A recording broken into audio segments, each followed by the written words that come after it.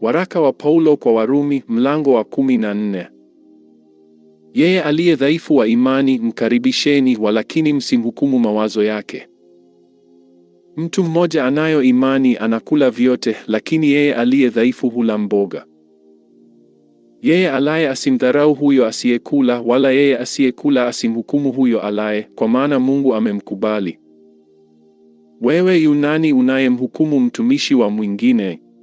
Kwa Bwana wake mwenyewe yeye husimama au huanguka. Naam, atasimamishwa, kwa kuwa Bwana aweza kumsimamisha. Mtu mmoja afanya tofauti kati ya siku na siku, mwingine aona siku zote kuwa sawasawa. Kila mtu na athibitike katika akili zake mwenyewe.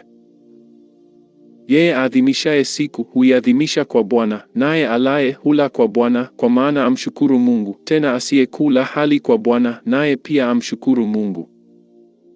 Kwa sababu hakuna mtu miongoni mwetu aishiye kwa nafsi yake, wala hakuna afaye kwa nafsi yake. Kwa maana kama tukiishi, twaishi kwa Bwana, au kama tukifa, twafa kwa Bwana. Basi kama tukiishi au kama tukifa, tu mali ya Bwana. Maana Kristo alikufa akawa hai tena, kwa sababu hii awamiliki waliokufa na walio hai pia. Lakini wewe je?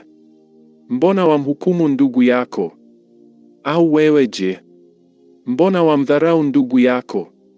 Kwa maana sisi sote tutasimama mbele ya kiti cha hukumu cha Mungu. Kwa kuwa imeandikwa, kama niishivyo, anena Bwana, kila goti litapigwa mbele zangu, na kila ulimi utamkiri Mungu. Basi ni hivyo, kila mtu miongoni mwetu atatoa habari zake mwenyewe mbele za Mungu. Basi tusizidi kuhukumiana, bali afadhali toeni hukumu hii, mtu asitie kitu cha kumkwaza ndugu au cha kumwangusha. Najua tena nimehakikishwa sana katika Bwana Yesu, ya kuwa hakuna kitu kilicho najisi kwa asili yake, lakini kwake yeye akionaye kitu kuwa najisi, kwake huyo kitu kile ni najisi. Na ndugu yako akiingia huzuni kwa sababu ya chakula, umeacha kwenda katika upendo.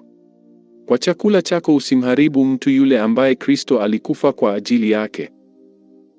Basi huo wema wenu usitajwe kwa ubaya. Maana ufalme wa Mungu si kula wala kunywa, bali ni haki na amani na furaha katika Roho Mtakatifu. Kwa kuwa yeye amtumikiaye Kristo katika mambo hayo humpendeza Mungu, tena hukubaliwa na wanadamu. Basi kama ni hivyo, na mfuate mambo ya amani na mambo yafaayo kwa kujengana. Kwa ajili ya chakula usiharibu kazi ya Mungu. Kweli vyote ni safi, bali ni vibaya kwa mtu alaye na kujikwaza. Ni vyema kutokula nyama wala kunywa divai wala kutenda neno lolote ambalo kwa hilo ndugu yako hukwazwa. Ile imani uliyo nayo uwe nayo nafsini mwako mbele za Mungu. Heri mtu yule asiyejihukumu nafsi yake katika neno lile analolikubali. Lakini aliye na shaka kama akila amehukumiwa kuwa ana hatia, kwa maana hakula kwa imani. Na kila tendo lisilotoka katika imani ni dhambi.